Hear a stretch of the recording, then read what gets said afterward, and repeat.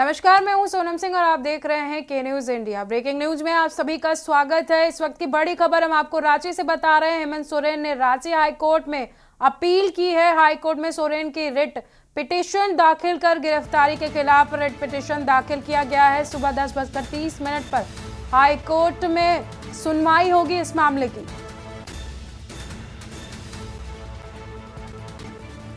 गिरफ्तारी के बाद रिट पिटीशन दाखिल किया गया है। सुबह 10:30 पर हाईकोर्ट में इस मामले की सुनवाई की जाएगी।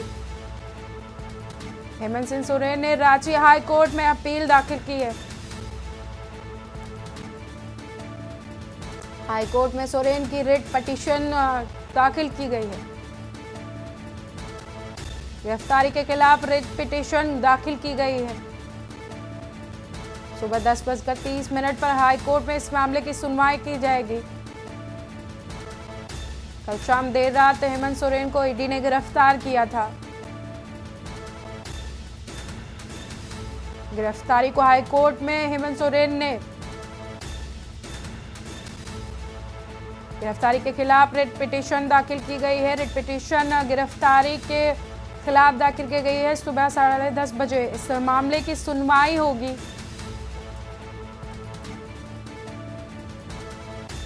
इस वक्त हम आपको रांची से बड़ी खबर बता रहे हैं। हेमंत सोरेन ने गिरफ्तारी के खिलाफ रिट पिटीशन दाखिल किया है।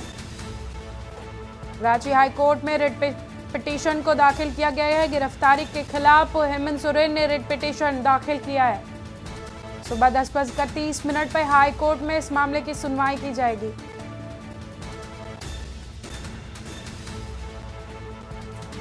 इसी खबर पर हमारे साथ जुड़ चुके हैं दिल्ली से प्रवेश शर्मा।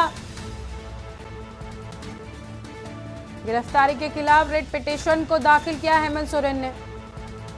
इसी खबर पर हमारे साथ जुड़ चुके हैं प्रवेश शर्मा दिल्ली से।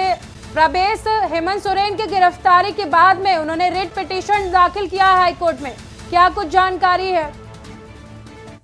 बिल्कुल, देखिए लगातार जो है ईडी के द्वारा जो समन भेजा जा रहा था, लेकिन हेमंत सोरेन उसमें बार बार उनके समक्ष पेश नहीं हो रहे थे, जिसको लेकर उन्होंने 10वां समन जब दिया तो थोड़ी सी सख्ती दिखाते हुए उनके घर पर जाकर जो है उनसे पूछताछ की। और कयास ये पहले से लगाए जा रहे थे कि अगर इस तरीके की कोई भी कार्रवाई हुई तो उनको गिरफ्तार किया जा सकता है। और जैसे ही लगभग 8 से 9 घंटे की पूछताछ के बाद सबसे पहले तो हेमंत सोरेन ने एससी एक्ट के तहत अधिकारियों के खिलाफ एक याचिका दायर की, जिसमें साफ तौर पर उन्होंने आरोप लगाया कि मेरे साथ अभद्र शब्दों का प्रयोग किया गया या बोले जाति सूचक शब्दों का प्रयोग किया गया। इसके अलावा जब अब उनको गिरफ्तारी की जब पूरी तरीके से मैं बता दूं, गिरफ्तारी जब हुई तो उन्होंने एक रिट पिटीशन के लेकर सीधे तौर पर कोर्ट में एक याचिका दाखिल कर दी है। और वो अपनी उसमें गिरफ्तारी को लेकर जो है रियायत मांग रहे हैं, माफी उसमें जो है छूट मांग रहे हैं। जी, उनकी गिरफ्तारी के बाद अब मुख्यमंत्री का पदभार कौन संभालेगा प्रवेश, ऐसा कुछ जानकारी है आपके पास? बिल्कुल, देखिए कयास ये लगाए जा रहे हैं कि अगर उनको जेल जाना पड़ा तो कहीं ना कहीं उनकी पत्नी जो है ये पद को संभाल सकती है। बहुत काफी पिछले दिनों से हम लोग देख रहे हैं, सूत्रों के हवाले से भी खबर है और कई बार सोशल मीडिया में भी हम लोग चर्चा का विषय बना हुआ है। ये मुद्दा काफी दिनों से ट्रेंड कर रहा है, जिसमें सीधे तौर पर मैं बता दूं कि हेमंत सोरेन की जो पत्नी है वो इस पद को संभाल सकती है। ऐसे कयास कई दिनों से पिछले लगातार जो है सोशल मीडिया पर चर्चा का विषय भी बने हुए हैं। जी, अगर उनकी पत्नी इस पदभार को संभालती हैं तो लोगों का यही कहना होगा कि हेमंत सोरेन एक बार फिर से खड़ा होकर राजनीति करने के लिए तैयार हैं, तो वहां का क्या मिजाज होगा उस टाइम का? बिल्कुल, देखिए लोगों मैं का आपको क्या बता कहना दूं, होगा? अमूमन हमने ऐसे ही देखा है, जब लालू यादव जेल में गए थे तो उन्होंने अपनी पत्नी को राबड़ी देवी को मुख्यमंत्री का पदभार दिया था। और इसके अलावा कई ऐसे मुद्दे भी है जिसकी आप चर्चा कर सकते हैं और हर बार हमने अक्सर ऐसे ही देखा। और इस बार भी साफ तौर पर मैं बता दूं, ऐसे कयास लगाए जा रहे हैं कि अगर हेमंत सोरेन को कोई रियायत नहीं मिलती है या सीधे तौर पर मैं कहूँ उन्हें काफी दिनों तक लंबे समय तक जेल में रहना पड़ेगा, तो उनकी पत्नी उनका ये पदभार संभाल कर कार्यभार को संभालने की पूरी पूरी कोशिश करती हुई दिखाई देगी। प्रवेश, अभी 10:30 पर इस मामले की सुनवाई है, तो उसको लेकर के क्या कुछ जानकारी है? हेमंत सोरेन को राहत मिल सकती है या फिर नहीं? देखिए मैं आपको सबसे बड़ी बात बता दूं, क्योंकि मामला कोर्ट में चला गया है, कोर्ट इस पे तय करेगा। अब सबसे बड़ी बात है कि कोर्ट किन महत्वपूर्ण मुद्दों को लेकर चर्चा करेगा। सबसे बड़ी बात है कि अगर ईडी की जांच में या बात करें ईडी के दस्तावेज में किसी भी तरीके की ऐसी महत्वपूर्ण दस्तावेज है या बात करें ऐसा कोई ठोस सबूत है, तो कोर्ट कहीं ना कहीं हो सकता है कि हेमंत सोरेन को छूट ना दे। लेकिन अभी जो है ये सब कुछ कहना जल्दबाजी होगी। हमें थोड़ा इंतजार करना होगा, कोर्ट की डिसीजन का प्रतीक्षा करनी होगी और कोर्ट क्या आदेश पारित करता है ये देखना होगा। जी जी प्रवेश, बहुत बहुत धन्यवाद आपका हमारे साथ जुड़ने के लिए और अपनी जानकारी को साझा करने के लिए। आप बने रहिए हमारे साथ, आगे भी हम आपसे जानकारी लेते रहेंगे। सुबह 10:30 पर हाई कोर्ट में इस मामले की सुनवाई की जाएगी। रांची में हेमंत सोरेन ने रांची हाई कोर्ट में अपील दाखिल की है। हाई कोर्ट में सोरेन की रिट पिटीशन दाखिल की गई है। गिरफ्तारी के खिलाफ हेमंत सोरेन ने रिट पिटीशन दाखिल की है।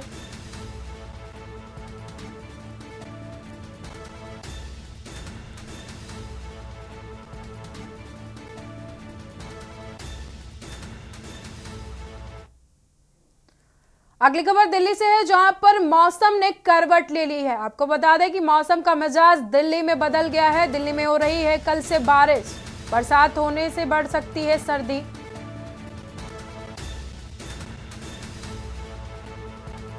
आपको बता दें कि 12 सालों में इस साल की जनवरी रही सबसे ठंडी। मौसम विभाग का अनुमान निकला बिल्कुल सटीक, बरसात होने से बढ़ सकती है सर्दी।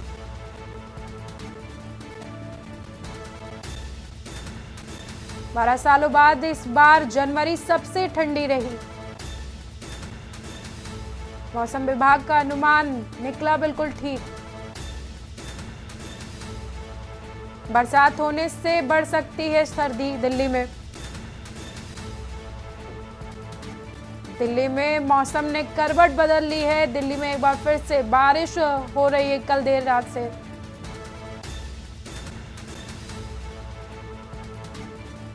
बरसात होने से सर्दी बढ़ने की आशंका जताई जा रही है। 12 सालों में पहली बार ऐसा हुआ कि जब जनवरी में सबसे ज्यादा ठंडक पड़ी।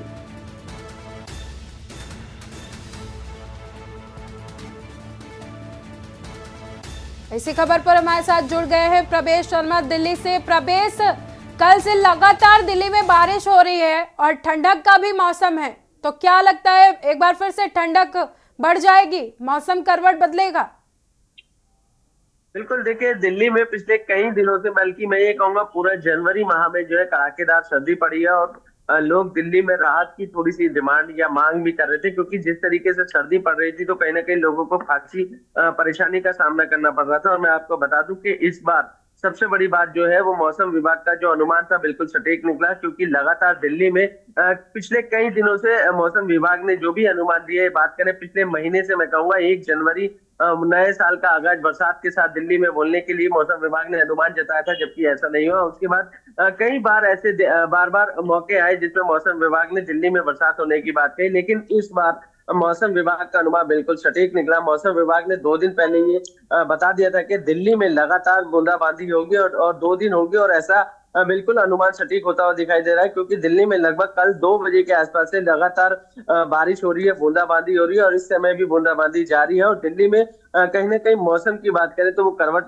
जरूर लेगा, और इस बरसात के बाद हो सकता है कि कहीं ना कहीं मौसम दिल्ली का थोड़ा सुहावना हो, थोड़ी सी ठंड से 2-1 दिन की बात करें, अगर बरसात के साथ ओले नहीं पड़े तो दिल्ली में मौसम हो सकता है कि पहले से कहीं ना कहीं राहत देता हुआ जरूर दिखाई देगा। प्रवेश, बारिश की वजह से वहां पे हालात कैसे हैं, लोगों का क्या कहना है?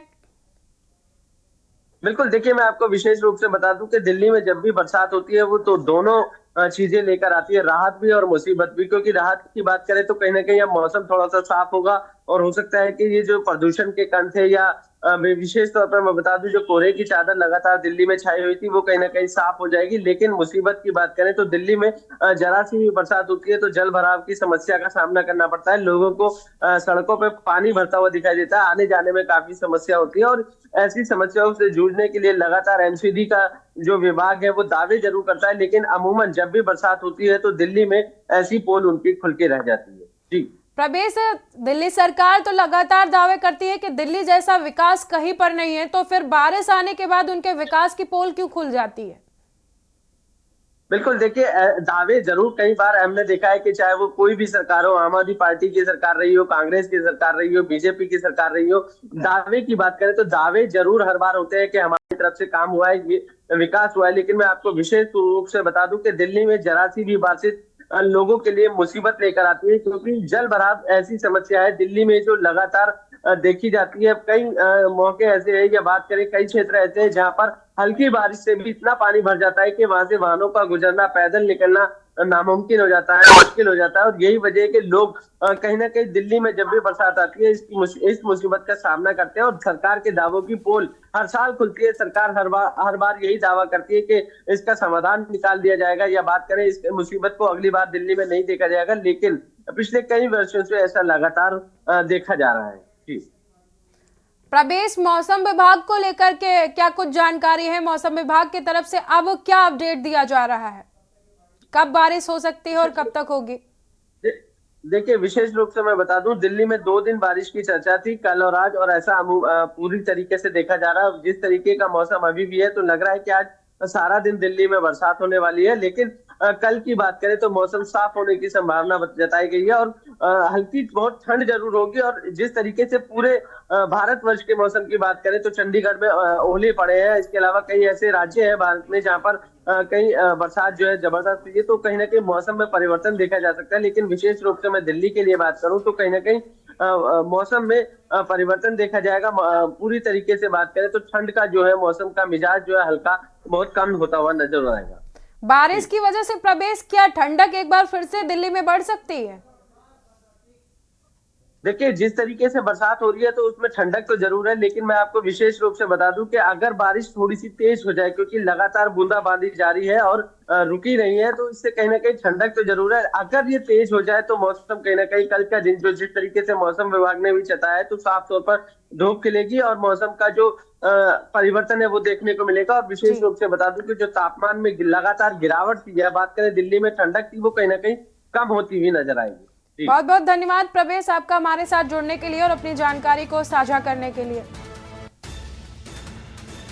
12 सालों बाद एक बार फिर से जनवरी सबसे ठंडी रही। मौसम विभाग का अनुमान बिल्कुल ठीक निकला। बरसात होने से बढ़ सकती है सर्दी।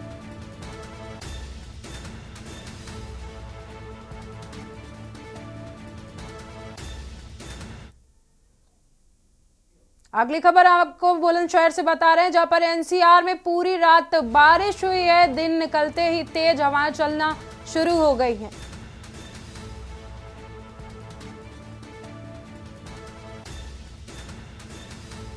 बारिश के बाद सर्दी का और बढ़ सकता है सितम। आलू लाहा मटर की फसल को हो सकता है नुकसान, किसान है परेशान। दिन निकलते ही तेज हवाएं चलना शुरू हो गई हैं। बारिश के बाद सर्दी के बढ़ने की आशंका। आलू लाहा मटर की फसल को नुकसान हो सकता है बारिश से। बुलंदशहर एनसीआर में अभी भी आसमान में छाए घने बादल। एनसीआर में पूरी रात हुई बारिश।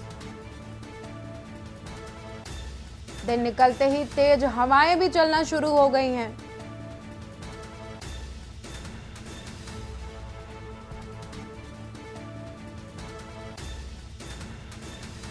आलू लाहा मटर की फसल को हो सकता है नुकसान, किसान है परेशान। बारिश के बाद दिन निकलते ही तेज हवाएं चलना शुरू। इसी खबर पर हमारे साथ जुड़ चुके हैं अनिल मीणा बुलंदशहर से।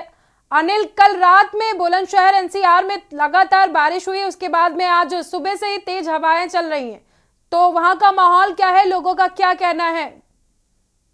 जी देखिए, बिल्कुल सोनम, मैं आपको बता दूं, जनपद बुलंदशहर एनसीआर की अगर बात करते हो, एनसीआर में लगभग करीब 7 बजे से ही जिस तरह से लगातार पूरी रात बारिश पड़ी है, तो उसको लेकर कहीं ना कहीं लोगों में काफी परेशानी देखने को, चिंता जो माथे पर लकीरें चिंता की लकीरें जरूर दिखाई दे रही है। क्योंकि जो बारिश हुई है बेमौसम, जिस तरह से बरसात हुई है, तो काफी, हालांकि मौसम विभाग ने पहले ही घोषणा कर दी थी कि 31 तारीख को शाम को बारिश, देर शाम बारिश हो सकती है, और 1 तारीख को भी उन्होंने बारिश बताई थी। अगर बात की जाए, अभी भी घने बादल छाए हुए हैं आसमान में, और जिस तरह से जो बारिश हुई है, इससे ज्यादा जो सबसे ज्यादा जो अनुमान लगाया जा रहा है वो आलू और लाहा और मटर, यानी जो दलहन की खेती है और जो आलू है उसकी खेती को सबसे ज्यादा नुकसान बताया जा रहा है। क्योंकि अगर बात की जाए, जिस तरह से आलू में लोगों ने पानी भी लगा दिया था, तो जिस तरह से जो भारी बरसात हुई है तो खेतों में पानी भर गया है, और पानी भरने के साथ साथ आलू जो पानी से गल सकते हैं, तो कहीं ना कहीं जो किसान है, छोटे किसान तबके के किसान है और बड़े किसान हो, उनके लिए कहीं ना कहीं चिंता जरूर सता रही है। देखिए, मेरे साथ यहाँ काफी किसान लोग भी मौजूद हैं, और देखिए, अगर बात की जाए, जो अभी बरसात कुछ ही देर पहले यहाँ बरसात बंद हुई है, और मेरे साथ देखिए जो किसान है वो भी मौजूद है। देखिए, हम बात करते हैं, मेरे साथ जिस तरह से मौजूद है, हम बात करें, पूछते हैं, क्या नाम है? अच्छा लोकेंद्र, जिस तरह से पूरी रात बरसात हुई है, तो किस तरह के बरसात से नुकसान हो सकता है और सर्दी बढ़ सकती है, क्या देखा जा रहा है? आलू की फसल में नुकसान है, सब्जियों में नुकसान है, पालक की फसल में नुकसान है, और सब लहटा की फसल में नुकसान है, गेहूं की भी फसल में नुकसान है। जो नीचान में ज्यादा बहुत तेज बारिश हुई है, रात भर पूरी रात बारिश पड़ी है, इससे बहुत ज्यादा जो है किसान जो है बहुत ज्यादा चिंतित है, और आगे को भी मौसम साफ नहीं है। अच्छा, जिस तरह से देखा जा रहा है, आसमान में अभी भी बादल छाए हुए हैं, तो कहीं ना कहीं किसानों के माथे पर जिस तरह चिंता की लकीर देखी जा रही है, उसको लेकर क्या कहेंगे? तो लेकर यही है कि अभी और बारिश हुई तो और ज्यादा नुकसान ही हो। अब भी आलू में पानी भरा रखा है, लेकिन मेरा भाई पानी निकल गया आलू, लेकिन ये तो सब ऊपर वाले की वो है जी। देखिए, मेरे साथ एक किसान मौजूद है, जो अभी देखा जा रहा है कि जो आलू के खेत में से पानी निकाल के आए। देखिए, इनके हाथ में कस्ती भी लगी हुई है, बाल्टी भी लगी हुई है। देखिए, इनसे बात करते हैं। क्या नाम है? मेरा नाम पवन कुमार है जी। अच्छा पवन, आप, देखा जा रहा है कि आपके हाथ में कसला भी लगा हुआ है, एक बाल्टी भी लगी हुई है, बताया जा रहा है कि आप खेत में से पानी निकाल रहे हैं, क्या कारण है? रात बारिश हुई थी, 5 बीघा आलू थे जी, आलू डूब गए। 80 फावड़े से मैं आपका पानी निकाल के आया हूँ। लहटा में भारी नुकसान है, और बेमौसम बारिश हो रही है, और किसान भाइयों का भारी नुकसान है, आलू में, लहटा में, गेहूं में, मटर में, और इसमें हम कर भी क्या सकते हैं। अच्छा, जिस तरह से बेमौसम जो बरसात हुई है, इसमें पालेज की जो फसल है, जैसे कि पालक है, मेथी है, यानी कि जो जैसे हरा धनिया है, इस तरह की जो फसलें हैं, उनको किस तरह का नुकसान है? बहुत भारी नुकसान है, इसमें बहुत भारी नुकसान है। बेमौसम के बारिश जो हुई है, तो इसमें मतलब जो सब्जी में तो सबसे अधिक नुकसान है। सब्जी में सबसे ज्यादा नुकसान है। आलू हमारा खत्म, पानी भरा हुआ है। पालक, मेथी, ये मटर वगैरह, ये इनमें भारी पानी भरा हुआ है। बेमौसम की बरसात हुई है, और प्रकृति की ये किसान भाइयों पर मार पड़ रही है, और ऐसा हम समझ भी नहीं सकते थे कि बेमौसम के बरसात हो। देखिए, मेरे साथ एक थोड़ा मजदूर वर्ग के जो लोग हैं, हम उनसे बात करते हैं। तो मजदूरी करने जी जाते हैं, क्या नाम है? मेरा नाम संतोष है। अच्छा संतोष, आप मजदूरी करने जाते हैं, जिस तरह से बरसात हुई है, तो आप लोगों पर किस तरह का असर पड़ेगा, मजदूरों पर? अब देखो, जैसे ये बारिश हुई है, बारिश की वजह से हर सब्जी महंगी होगी, और जो मजदूर आदमी है वो मतलब एक दिन मजदूरी मिलती है, और 4 दिन मजदूर बैठ कर खाता है। तो 4 दिन के लिए मजदूर कहाँ से मतलब पैसे लाएगा, और कहाँ से मतलब खा पाएगा? जब सब्जी नहीं होगी तो बगैर सब्जी की रोटी मतलब कैसे खाएगा? तो देखा जा रहा है कि जिस तरह से जो बरसात हुई है, तो कहीं ना कहीं इससे जनता को काफी नुकसान है। अब ये नुकसान तो सबके लिए है। आलूओं में भी है, लहटा में भी है, हर सब्जी में, हर फसल में वो आ रहा है। आखिर करा किया जाए। देखिए, मेरे साथ एक दादा मौजूद हैं, हम इनसे बात करेंगे। देखिए सोनम, अगर देखा जाए, जिस तरह से लोगों की जो पीड़ा है वो वाकई कहीं ना कहीं दयनीय है। क्योंकि जो लोगों का कहना है, जो जिस तरह से बेमौसम जो बरसात हुई है, इससे जो जिस तरह जो पालीज है उनमें भी काफी नुकसान है। क्योंकि अगर मेथी की बात की जाए, जिस तरह से बरसात हुई है, तो मेथी जिससे मर जाएगी। तो अगर बाजार की बात की जाए, तो मेथी के अब भी दाम अगर मार्केट में देखा जाए तो 90 रुपए किलो है, और बरसात होने से जब खत्म होगी तो और भी दाम आसमान छुएंगे। और अगर आलू की बात की जाए, तो आलू के जिस तरह से फसलों में जो पानी भरा हुआ है, तो जो आलू खेतों में गूलों में ही गल जाएगा। तो तमाम जिस तरह से लाहा है, लाहा की बात की है, जो तमाम लाहा जो उनमें फली आ रही थी, और फली आने पर जिस तरह से बरसात हुई, तो एक बार फिर से लाहा दोबारा जो फली आने लगेंगे, तो कहीं ना कहीं जो मटर है, मटर खेतों में बेकार होने लगेगी। तो कहीं ना कहीं ठीक है, किसानों को भी ठीक भारी है, ठीक है अनिल, नुकसान है। जी सर। ठीक है अनिल, अगला सवाल हम आपसे पूछना चाहेंगे कि जिस तरह से आप कह रहे हैं कि लाहा को नुकसान होगा, मटर को नुकसान होगा, आलू, किसान काफी परेशान है, तो प्रशासन की तरफ से कुछ उनको आश्वासन दिया गया है?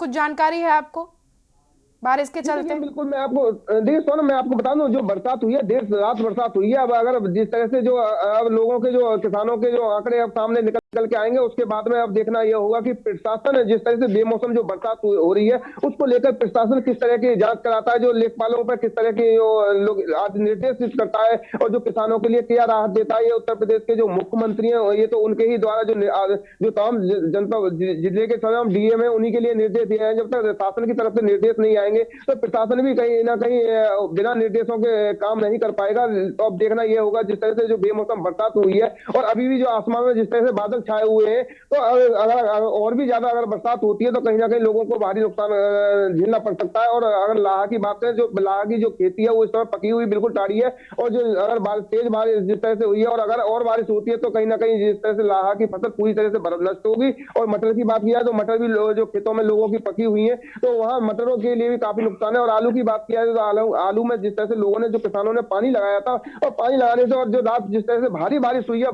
बारिश होने से जो गूल है आलू की, उनमें पानी भर गया है। जो किसान देखा भी जा रहा है कि जो आलू को जो पानी को निकाल भी रहे। तो कहीं ना कहीं जिस तरह से जो बेमौसम जो बरसात है, जिस तरह से एक तो इससे सर्दी का सितम भी और बढ़ेगा, जो लगातार जिस तरह तेज हवा चल रही है, तो लगातार सर्दी का सितम बढ़ने के साथ साथ अभी तो आसमान में बादल छाए, हो सकता है जिस तेज हवा के साथ बरसात और ना हो जाए, कहीं ना कहीं हो सकता है ओले ना पड़ जाए, तो ओले पड़ने से और भारी मात्रा में नुकसान होगा किसानों को। तो किसानों के माथे पे जो चिंता की लकीर है वो यही है कि अब आगे को बरसात ना हो पाए।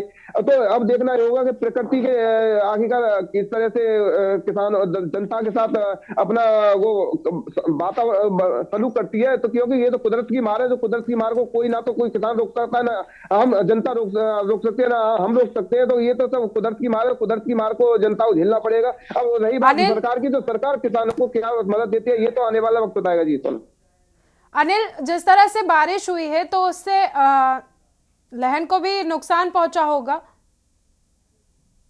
जी देखिए बिल्कुल, मैं आपको बता दूं, जो बारिश हुई है, बारिश होने से तमाम जितनी भी फसलें, चाहे दलहन की फसल जितनी भी है, चाहे लाहा की फसल हो या आम जनता की बात करें, तो अगर बात देखिए, मैं आपको वो तस्वीर भी दिखाऊं जो बारिश हुई है। कहीं ना कहीं देखिए इन तस्वीरों में हम देख सकते हैं ये बरसात का ही पानी भरा हुआ है। देखिए ये जिस तरह से एक बरसात, इस तरह से बरसात हुई है, तो कहीं ना कहीं बरसात जो हुई है वो काफी बरसात हुई है, और पानी भी जगह जगह भरा हुआ है, तमाम खेतों में पानी भरा है, तो तमाम फसलों को नुकसान है। देखिए ये जो किसान है, मेरे साथ किसान भी खड़े थे, किसानों ने अपने दर्द भी बयां करा है कि, और मजदूर वर्ग के लोग भी मेरे साथ मौजूद थे, क्योंकि मजदूरों का भी यही कहना है कि जो अगर बाजार में बात की जाए, सब्जी के जो दाम है इस समय आसमान छू रहे हैं, और जब बरसात होगी तो सब्जियां नष्ट होंगी, और नष्ट होने के बाद जिस तरह से जो महंगाई बढ़ेगी, तो कहीं ना कहीं चिंता की बात है। जी अनिल, बहुत बहुत धन्यवाद आपका हमारे साथ जुड़ने के लिए और अपनी जानकारी को साझा करने के लिए। बारिश के बाद सर्दी का सितम लगातार बढ़ता दिख रहा है, किसान है बारिश से परेशान। बुलंदशहर NCR में आसमान में छाए घने बादल। लखनऊ में यूपी के वरिष्ठ IPS अफसरों का प्रमोशन हुआ है। राजीव कृष्ण और तिलोत्तमा वर्मा का प्रमोशन किया गया है।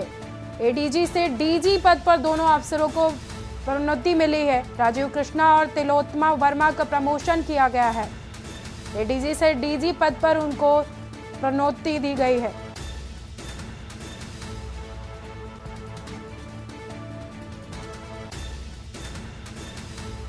यूपी के वरिष्ठ IPS अफसरों का प्रमोशन किया गया है। राजीव कृष्ण और तिलोत्तमा वर्मा का प्रमोशन किया गया है। ADG से DG पद पर दोनों अफसरों को प्रोन्नति मिली है। राजीव कृष्ण और तिलोत्तमा वर्मा का प्रमोशन कर यूपी सरकार ने उनको DG बनाया है।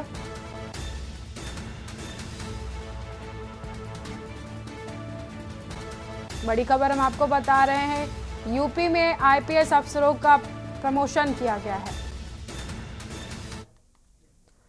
खबर बरेली से बता रहे हैं, जहां पर पुलिस वाहन को DCM ने जोरदार टक्कर मार दी है। आपको बता दें कि कैदियों को जेल ले जा रहे थे, पुलिस वाहन से टक्कर से 8 कैदियों को मामूली चोटें आई हैं।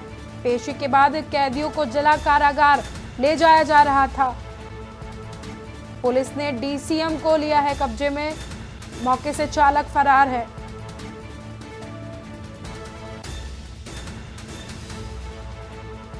टक्कर में 8 कैदियों को आई हैं मामूली चोटें।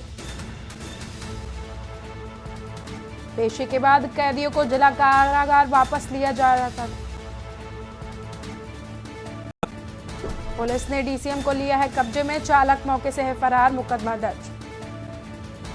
बिथरी चैनपुर थाना क्षेत्र के नवादिया झादा चौराहे का है मामला। कानपुर से इस वक्त की बड़ी खबर हम आपको बता रहे हैं। लखनऊ फाटक के पास आग लगी है, मकान में लगी है भीषण आग। दमकल की 4 गाड़ियों ने आग पर पाया है काबू। शॉर्ट सर्किट से मकान में लगी थी आग। हरबंस मोहाल थाना क्षेत्र का बताया जा रहा है मामला।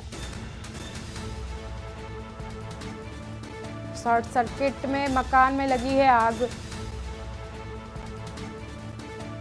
मकान में आग लगने से घर के अंदर रखा सामान जलकर हुआ खाक। सूचना पर पहुंची दमकल विभाग की गाड़ियों ने आग पर पाया काबू।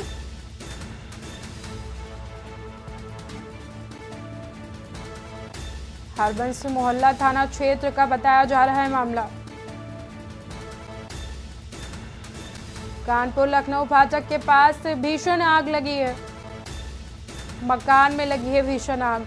बड़ी खबर हम आपको बता रहे हैं। कानपुर लखनऊ फाटक के पास एक मकान में भीषण आग लगी है। सूचना पर पहुंची दमकल विभाग की 4 गाड़ियों ने कड़ी मशक्कत के बाद आग पर काबू पाया है।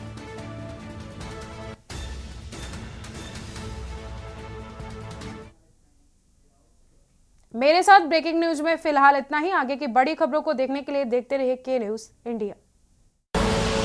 आप देख रहे हैं के न्यूज, खबरों का सारथी।